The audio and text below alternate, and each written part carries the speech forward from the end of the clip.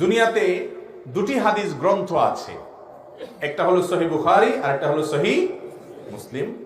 এই দুটি হাদিসকে মুহাদ্দিসিন ইকরাম, সারা পৃথিবীর সকল হাদিস বিশারদ, সকল উলামা ইকরাম সহিহাইন হিসাবে স্বীকৃতি দিয়েছেন।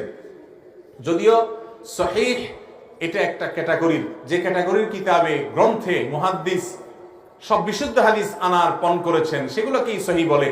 অতএব সহিহ ইবনে হিব্বান আছে, সহিহ ইবনে খুজাইমা আছে, আর অনেক সিহাহের কিতাব আছে।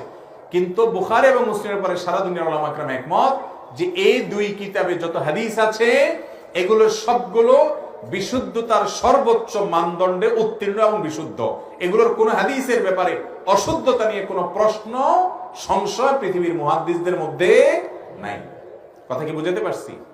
এজন্য আল্লাহর কোরআনের পরে দুনিয়ার সবচেয়ে বিশুদ্ধতম গ্রন্থ হলো বুখারী এবং মুসলিম।